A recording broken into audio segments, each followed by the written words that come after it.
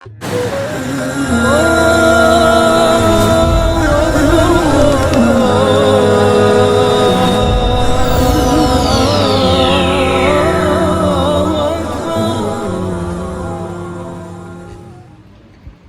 alaikum warahmatullahi taala wabarakatuh. Alhamdulillah, kwa ajili ya kuchunga wakati, ikiwa magharibi tunanuia na kukusudia kuanza burda, tumeonelea tuzungumze manaqib ya Habib Ahmad Mashhur bin Taha al-Haddad kabla ya burda, ili ikifika wakati wa magharibi iwe ni wakati ambao burda itaendelea kama kawaida inavyoendelea. Na hapa inshallah mimi nitaanza kwa lugha ya Kiswahili kwa kiasi ya dakika 5 mpaka 10, kisha ndugu yetu Brother Saqi atazungumza kwa lugha ya Kizungu takriban mpaka na 30 ama 35, kisha sehemu ambayo itakuwa imebakia itakuwa kwa amri ya mzee wetu Sheikh Said, ambapo kwamba amekusudia tufanye khitma Fatiha ya mwisho kumpelekea Habib Ahmad Mashhur bin Taha al-Haddad, wakati watu watakuwa wameingia, ili kila mmoja apate ile baraka ya Fatiha ya mwisho inshallah. Hapa sisi tumekusanyika ndani ya mwezi wa Rajab, na mwezi wa Rajab ndio mwezi ambao kwamba wengi katika sada wametangulia mbele ya haki, lakini wale ambao kwamba wamedhihiri zaidi ni Al-Habib Ahmad Mashhur bin Taha al-Haddad, na vile vile Maulana Abdullah Shah pia ni mtu ameenda ndani mbele ya Mwenyezi Mungu Subhanahu wa Ta'ala katika mwezi huu wa Rajab tarehe 17.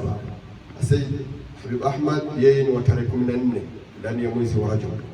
Al-Habib Ahmad Mashhur bin Taha al-Haddad ana mengi ya kuzungumzwa na tuna mengi ya kuchukua na kuiga kutoka kwa maisha yake, tangu kuzaliwa kwake, kulelewa kwake, kusoma kwake, mpaka kuja kwake Afrika, Kenya, Zanzibar, Somalia, Ngazija, kuteremka mpaka Uganda na Kongo. Kazi ambayo amezifanya ni kazi ambayo kwamba huku kwetu hakuna wanaofanya kama yeye, na usisahau amekuja hana mtu yoyote huko, lakini akaweza kufanya dawa, na alhamdulillah dawa yake ikafaulu sana. Lengo ya kueleza taarifa na mabwana kama hawa huwa ni kupata ibra.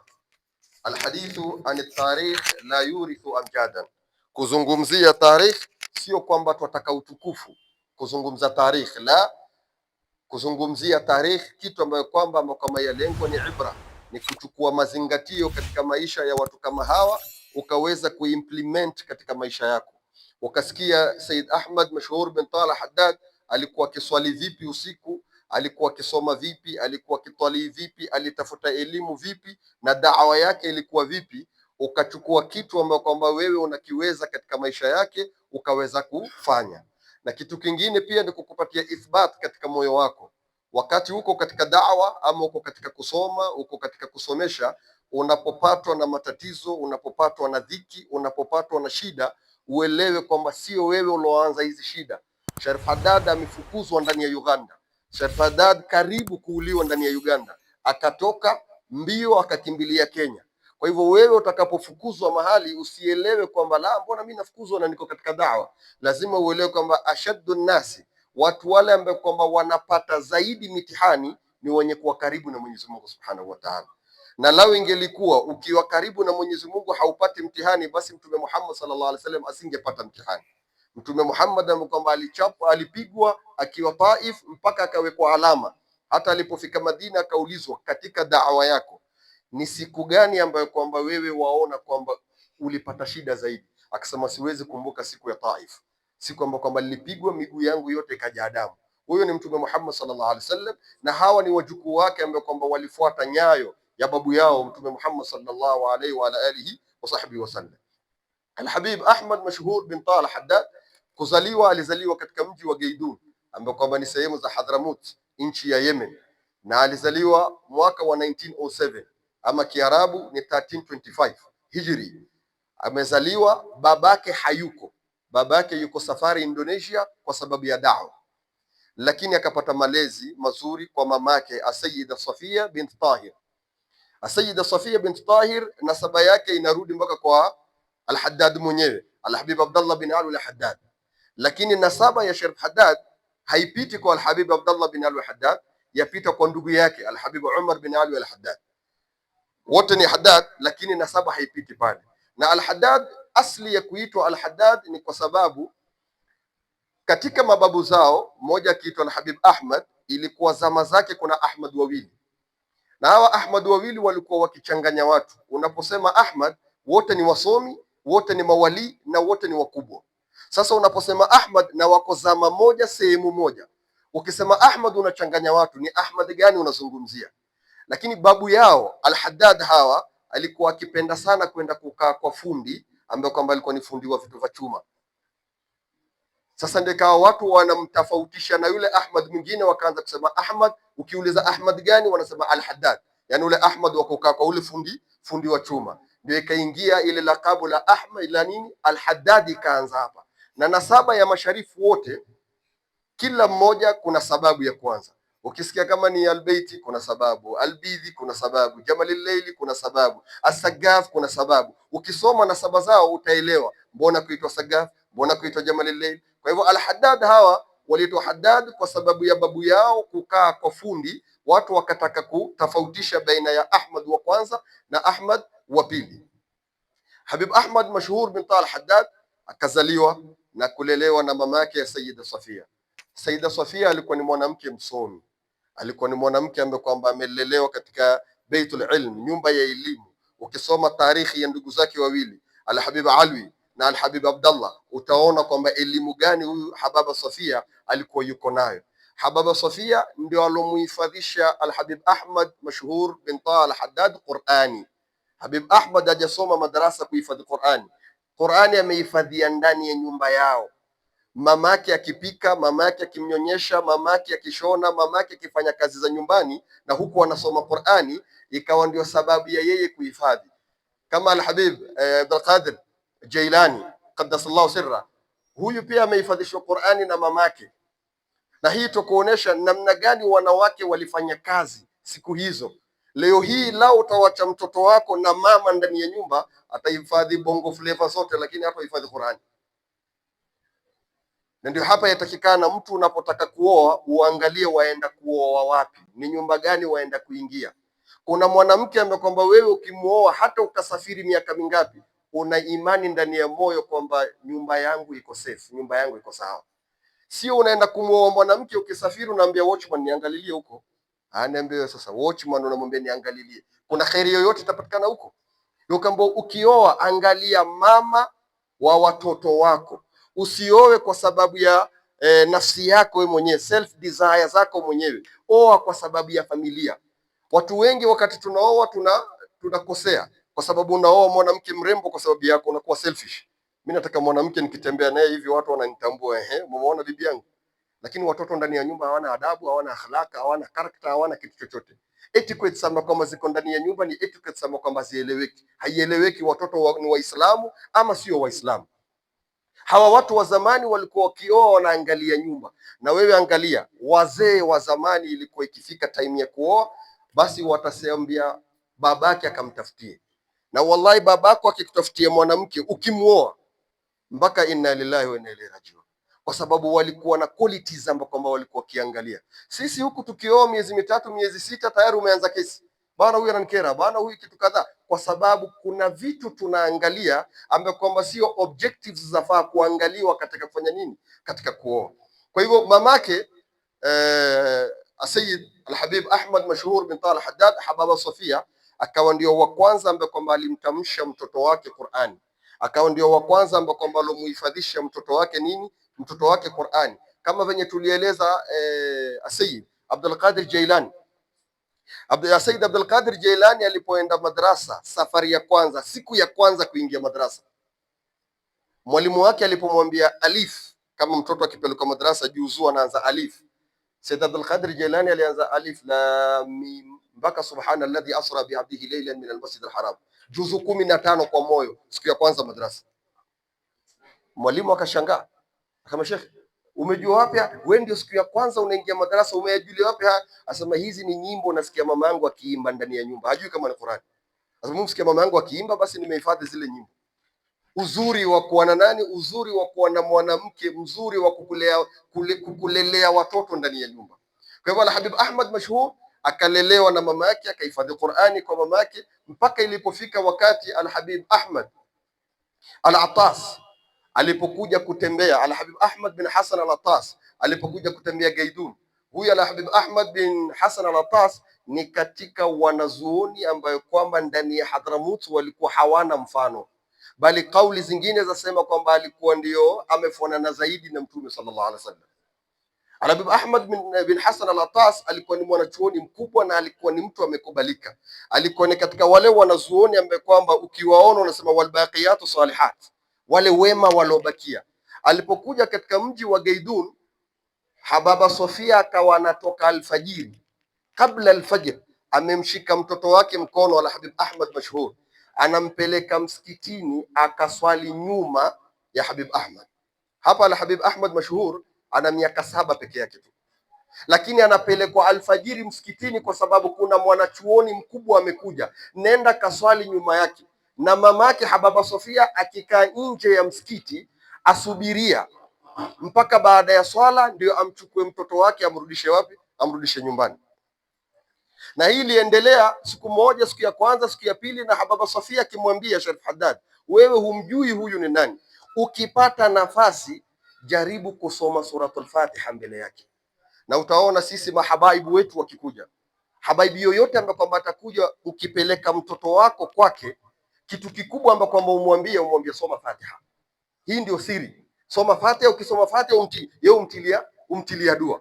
Kwa hivyo Habib Ahmad Mashhur bin Talha Haddad alipopata nafasi mbele ya Habib Ahmad bin Hassan Al-Attas akamsomea suratul Fatiha. Kuanzia kumsomea Fatiha, Habib akasimama Habib Ahmad bin Hassan akamtilia na yeye Fatiha, ikawa ndio Fatiha ya Habib Ahmad bin Taha Al-Haddad, akaja kuwa ndio huyo Al-Mashhur ambao kwamba tunamjua na tunamzungumza mpaka leo. Na yeye alishika kila kitu ambacho kwamba alikuwa akiona. Alikuwa ni mtoto mdogo, lakini aliweza kuangalia namna gani anavyokaa na Habib Ahmad, alizosoma sura ambayo kwamba alisoma alfajiri siku hiyo, alijua ni sura gani. Alisoma walfajr katika rakaa ya kwanza, na baada ya kwamba alisoma walfajr, ile sauti alotumia kusoma hiyo siku alfajiri, Habib Ahmad Mashhur bin Talha Haddad alishika ile sauti, akawa pia yeye anaitumia ile sauti kuswalisha watu. Mtoto mdogo, lakini ana mambo ambayo kwamba kwa sababu anakuwa prepared, ajua mimi kuna mambo ambayo kama yananisubiri kule mbele. Kama Al-Habib Omar bin Hafidh, Mwenyezi Mungu inshallah mweke ampate afya na uzima. Alipokuwa ni mdogo, yasemekana alikuwa akipanda juu ya nyumba akitoa mawaidha, piga kelele huko juu ya nyumba akitoa mawaidha. Ndugu zake Al-Habib Ali na Al-Habib Ahmad wakimshtaki kwa baba yao, akimwambia baba, huyu Omar akipanda juu huko piga kelele sana. Baba yao akamwambia da'uhu, muacheni Habib Omar, fa inna lahu sha'nan fil mustaqbal, huyu ana mambo makubwa ambayo kama yanakuja. Muangalia Habib Omar leo hii ni mfalme katika ulimwengu. Habib Omar leo hii ni wapi ataingia Habib Omar ajulikani yeye ni nani? Ni alama zilionekana tangu akiwa mdogo, kama Habib Ahmad alivyoonekana alama zake akiwa nini, bado akiwa mdogo. Habib Ahmad amehifadhi Qur'ani akiwa na miaka 11, na miaka 11 yasemekana yeye, kulingana na kauli yake, asema kwamba lilichelewa sana kuhifadhi Qur'ani. Asema nilikuwa mgonjwa, nilikuwa na maradhi kidogo ambapo kwamba nilikuwa siwezi kuhifadhi Qur'ani kila siku, nikachelewa nikahifadhi na miaka 11. Fikiria wewe, miaka 11 aona haya kuambia watu kwa sababu amechelewa. Kwa sababu kawaida enzi hizo Hadhramut miaka 7 miaka 8 mtoto ashahifadhi Qur'ani. Akifika miaka 9 ameanza tena kusoma nini? Ameanza kusoma masomo. Yeye akahifadhi na miaka 11 na Mwenyezi Mungu Subhanahu wa Ta'ala akamtilia baraka. Baada ya kutoka kwa mama yake akaingia kwa wajomba zake Al-Habib Abdallah na Al-Habib Ali, watoto wawili ambao kama ni wa Saidna Tahir, akawa anasoma kwao masomo. Hawa wawili walikuwa ni watu ambao kwamba ni maajabu, ni wajomba zake, lakini walikuwa ni ajabu. Kwanza katika time keeping, na kwanza katika kutumia time vizuri. Hawa ni wale ambao kwamba tuambiwa walikuwa katika time management, walikuwa wamemanage time yao. Hakuna time utampata hana kitabu na asomi. Hata siku moja Habib Abdallah anamwambia Habib Ali, bana, sisi tumefanya time management sana, lakini tuna waste time mahali moja. Sisi tukikula tuna waste time sana. Hebu fikiria time management, mpaka kwa wakati wa kula aona kwamba tuna waste time. Asema tutatumia dakika 15 kula, dakika 15 tume waste umri wetu. Sasa tufanyeje? Akaambia sasa wakati wa kula itakuwa wewe Ali unakula, mimi nasoma, wewe unanisikiza. Ukimaliza kula, mimi naanza mimi kula, kisha wewe unasoma, mimi nafanya nini? Na kusikiza. Hawa ndio waalimu wa Alhabib Ahmad Mashhur bin Talha Haddad, na hawa ndio walimchukua wakamconnect Indonesia, wakamconnect na nchi mbalimbali ambazo kwamba Alhabib Ahmad alitembea akisoma, mpaka Alhabib Ahmad akawa ni Alhabib Ahmad Mashhur bin Taha Al-Haddad. Kisha akaja huku kwetu 1932 akaenda kwa baraka yetu Alhabib Saleh bin Ali Jamalillah, akapata kile ambacho kwamba alipata, hata kama ni kuangaliwa peke yake tu. Alhabib Saleh bin Ali Jamalillah alikuwa sio mtu akukukalisha chini akakusomesha qala amesema, dharaba amepiga, la, alikuwa akikufundisha kwa macho peke yake, yani akikuangalia wewe tosha. Alhabib Ahmad alipoingia msikitini aliambiwa tu pita uswalishe. Alhabib Ahmad akaona, wewe ni Habib Saleh, mimi ndaswalisha vipi Habib Saleh?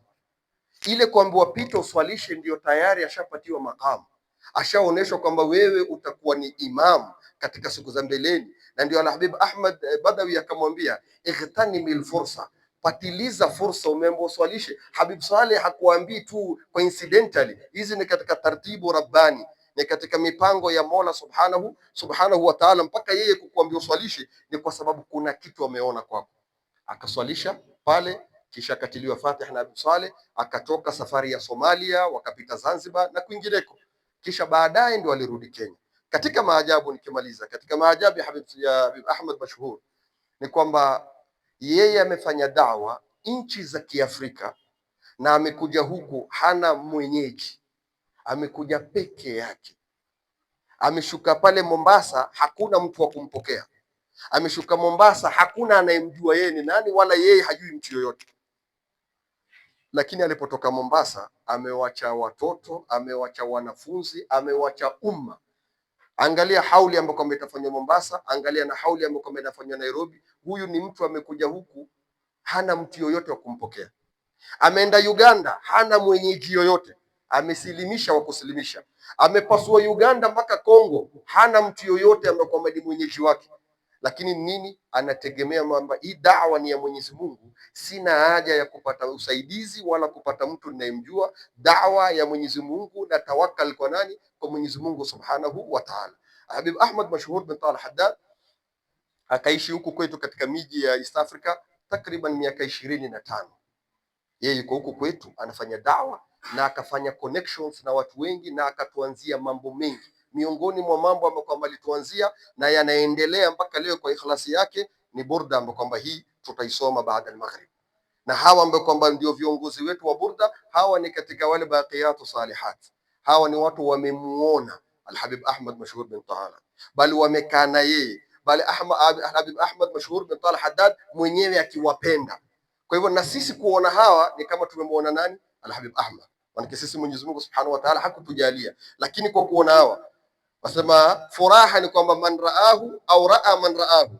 Furaha ni kwa mwenye kuwaona wao ama ameona mtu ambaye kwamba amefanya nini, amewaona pale. Inshallah Mwenyezi Mungu atupatie baraka, atupatie fathi, atupatie khairi ya bwana kama huyu bwana mkubwa Alhabib Ahmad Mashhur bin Talha Haddad ambaye kwamba alikufa tarehe 14 katika mwezi wa Rajab mwaka wa 1416 1416 sawa na 1995.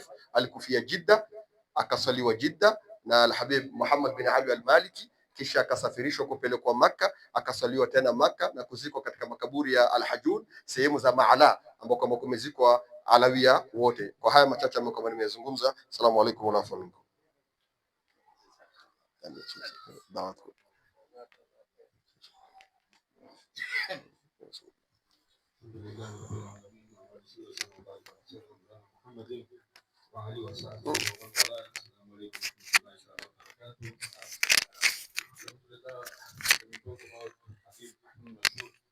bin Taha Al-Haddad, as Dr.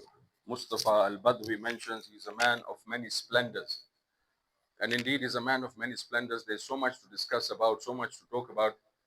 But if we look at his life, which has been touched by Sheikh Hussein Al-Mudi, his life in East Africa, his life in Kenya, if I could carry on with that. Habib Ahmad Mashhur bin Taha Al-Haddad came to Kenya in 1933. Before that, he had already been here and he had seen the situation here. He wrote to his people in Khaydun, in Hadramaut, and he mentioned that there is a lack of people calling people, there is a lack of people who are calling people to Allah subhanahu wa ta'ala. There is no da'wah which is going on here. There is no spread of Islam which is going on here. So this is what is required in this region. So in 1933, after completing Hajj, he came here and he decided to settle here. What was the situation in Kenya at that time, 1933? We have a situation along the Sahel, along the coast, eastern coast of Africa, which extends from Somalia right up to Mozambique. You have a situation where Islam was strong. In 1331, 600 years before Habib came to Kenya, Ibn Battuta had already passed from the coast of Kenya. And he had seen that Mombasa was the main city of the Sahel at that time. He mentions in his book or in his writings that there were Muslims who were settled here, Shafi Muslims. They used to build wooden mosques and they were very serious about their deen. And indeed, these Muslims had gone right up into the interior, up into Central Africa.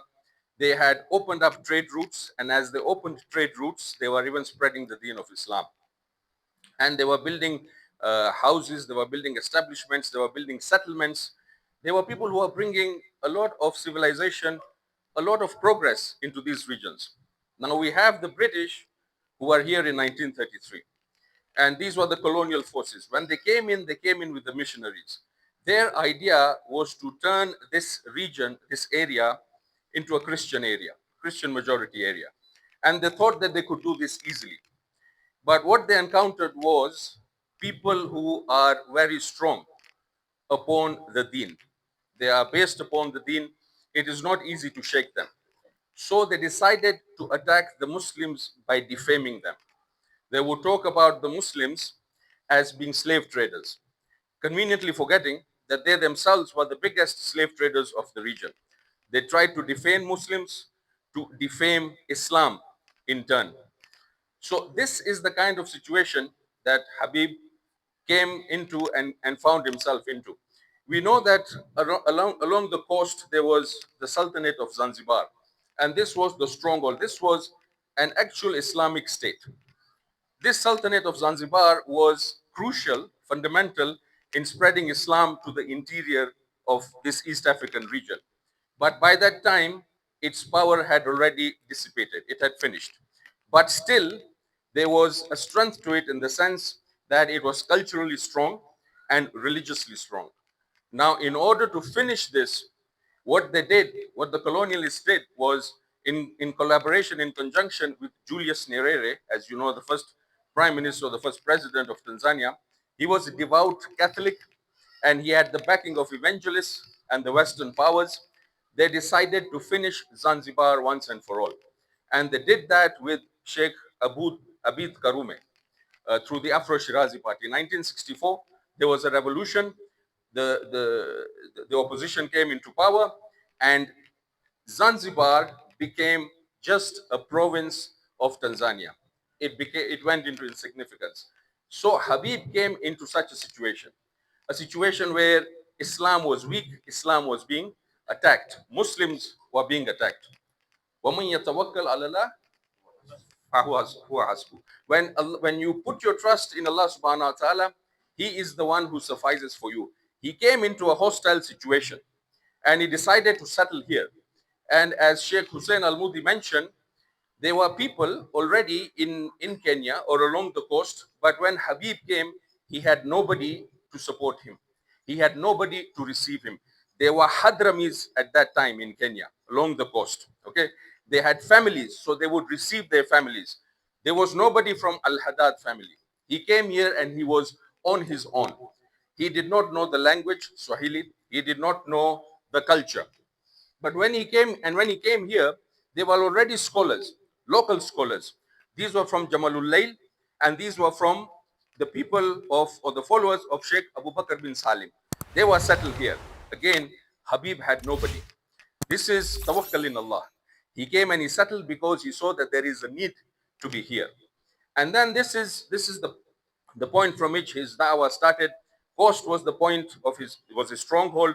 Da'wah started. In doing da'wah, he was facing so many difficulties. But before that, he decided to open up businesses, to open a business so that he could be self-sufficient. And this is the way of the Ba'alawi Habaibs.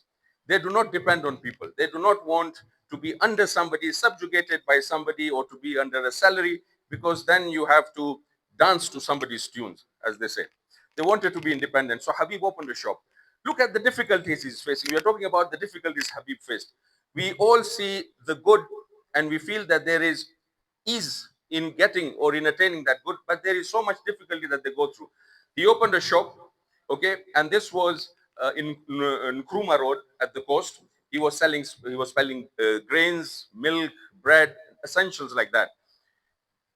People liked him so much. The Indian traders, Mombasa was a very multiracial place. The Indian traders, the Arab traders saw his affability, saw the honesty in him, saw the nur of Iman in him, and they would give him goods to sell without receiving payment.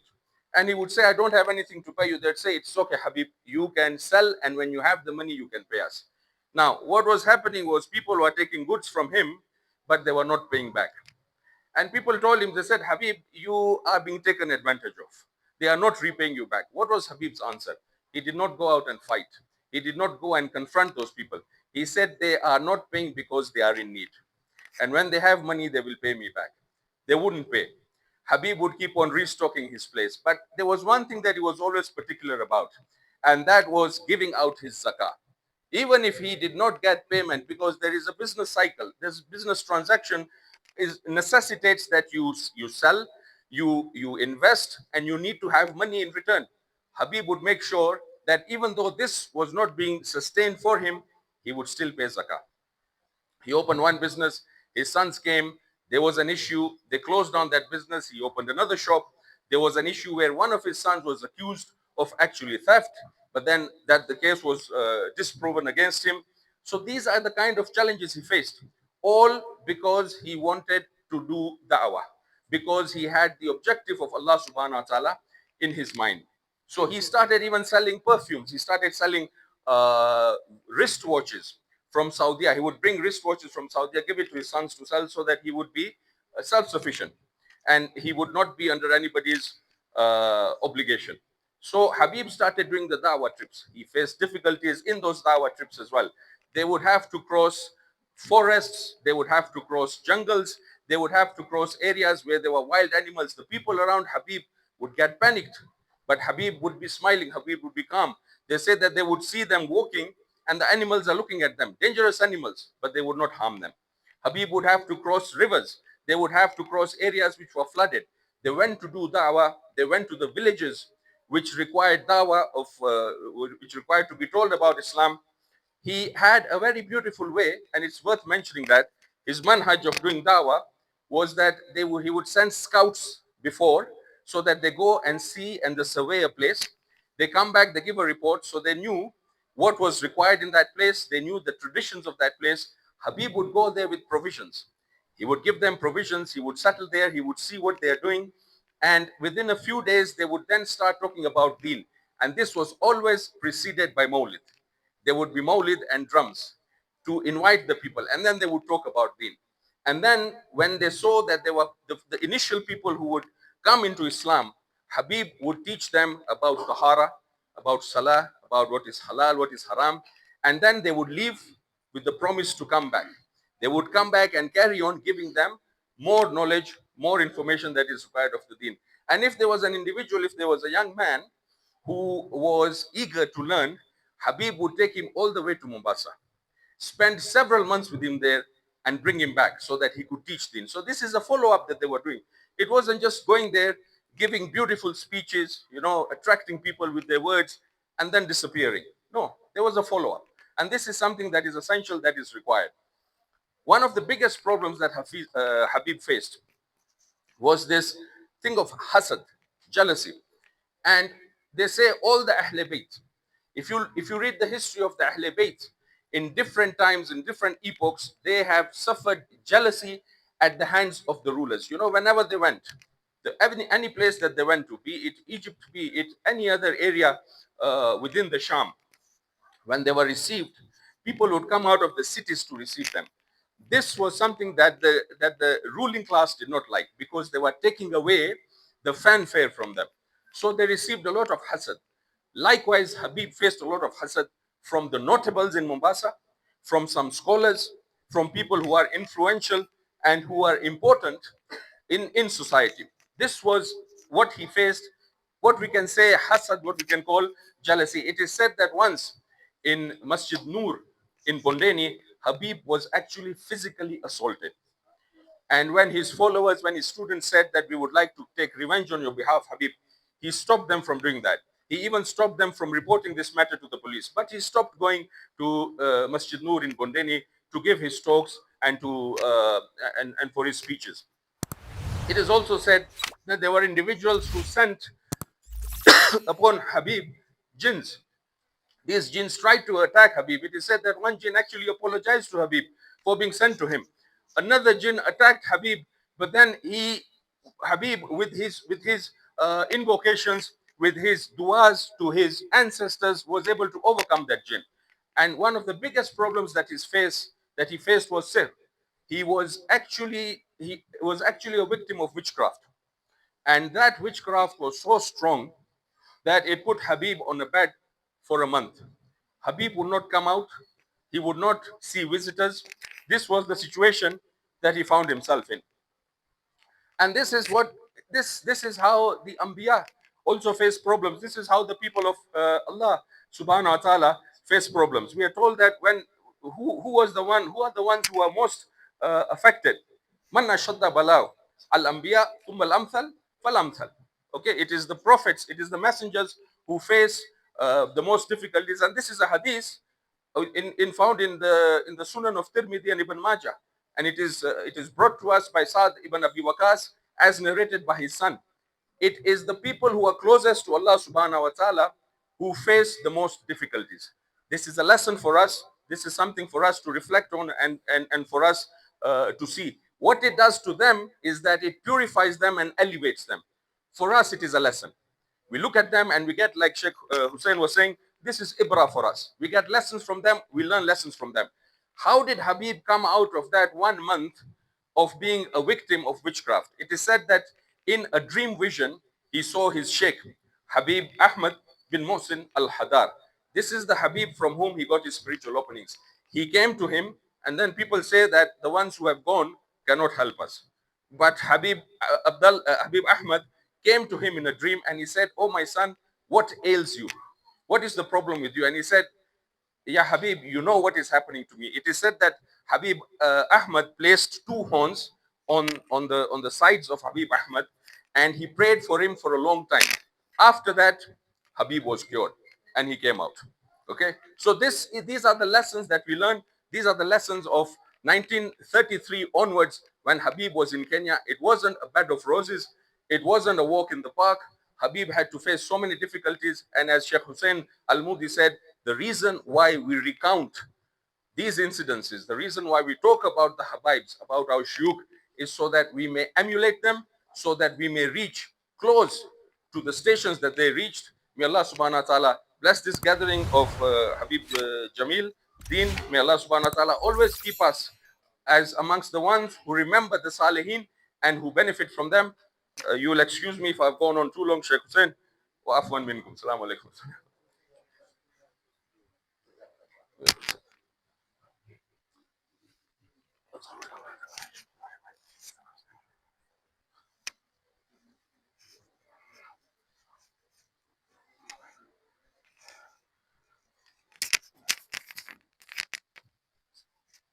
بسم الله الرحمن الرحيم. قل هو الله احد الله الصمد لم يلد ولم يولد ولم يكن له كفوا احد. بسم الله الرحمن الرحيم. قل هو الله احد الله الصمد لم يلد ولم يولد ولم يكن له كفوا احد. الله اكبر. بسم الله الرحمن الرحيم. قل أعوذ برب الفلق من شر ما خلق ومن شر غاسق إذا وقب ومن شر النفاثات في العقد ومن شر حاسد إذا حسد. الله أكبر. بسم الله الرحمن الرحيم. قل أعوذ برب الناس ملك الناس إله الناس من شر الوسواس الخناس الذي يوسوس في صدور الناس من الجنة والناس. الله أكبر. بسم الله الرحمن الرحيم الحمد لله رب العالمين الرحمن الرحيم مالك يوم الدين إياك نعبد وإياك نستعين اهدنا الصراط المستقيم صراط الذين أنعمت عليهم غير المغضوب عليهم ولا الضالين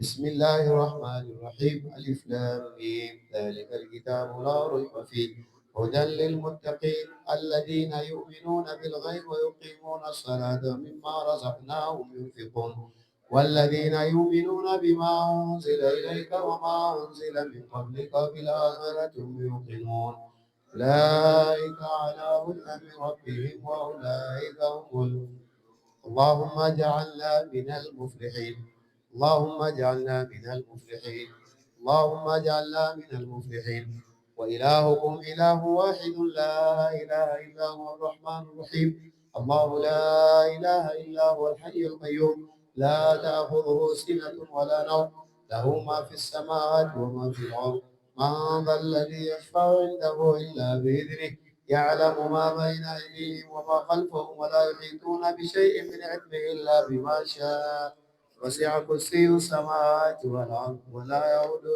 حفظهما لله ما في السماوات وما في الأرض وإن تبدوا ما في أنفسكم أو تخفوه يحاسبكم به الله شاء ويعذب من يشاء الله على كل آمن الرسول بما أنزل إليه من ربه والمؤمنون كل آمن بالله وملائكته وكتبه ورسله لا نفرق بين أحد من رسله وقالوا سمعنا وأطعنا غفرانك ربنا لا يكلف الله نفسا إلا وسعها لها ما كسبت وعليها ما اكتسبت ربنا لا تؤاخذنا إن نسينا أو أخطأنا ربنا ولا تحمل علينا إصرا كما حملته على الذين من قبلنا ربنا ولا تحملنا ما لا طاقة لنا به واعف عنا يا مولانا فانصرنا على القوم الكافرين. بسم الله الرحمن الرحيم الحمد لله رب العالمين اللهم صل وسلم على سيدنا محمد وآله وصحبه وسلم آمين. اللهم اهدنا بحمد فضلك وجودك وكرمك على ما قرأناه من القرآن العظيم وما هللنا وما سبحنا وما حمدنا وما كبرنا وما استغفرنا وما صلينا على حبيبك سيدنا محمد صلى الله عليه وسلم وأوصل اللهم ذلك الثواب إلى حضرة سيدنا رسول الله محمد بن عبد الله صلى الله عليه وآله وسلم وآله وصحبه وسائر الأنبياء وعباد الله الصالحين ووالدينا وأولادنا وإخواننا وأعمامنا وعماتنا وأخوالنا ومشايخنا ومعلمينا وأصحابنا وأزواجنا وأصهارنا ومحابنا وأهل ودنا وود آبائنا وذوي الحقوق علينا ومن أوصانا بالدعاء ومن أحسن إلينا ومن ظلمناه أو أسأنا إليه ومن أحاطت به شفقة قلوبنا وجميع المسلمين وإلى روح من اجتمعنا هنا بسببه وتلونا القرآن لك من أجله عبدك المرحوم اللهم أوصل إليه ثواب ذلك اللهم أوصل إليه اللهم أوصل إليه واجعل ثواب ذلك فداء للجميع من النار وعتقا لهم وفكاكا لهم واغفر لهم وارحمهم واجمعنا وإياهم في دار كرامتك ومستقر رحمتك مع عبادك الصالحين وأوليائك المؤمنين اللهم افعل بنا وبهم عاجلا في الدين والدنيا ما أنت له أهل ولا تفعل بنا يا مولانا ما نحن له أهل إنك غفور حليم جواد كريم رؤوف رحيم بفضل سبحان ربك رب العزة عما يصفون وسلام على المرسلين والحمد لله رب العالمين.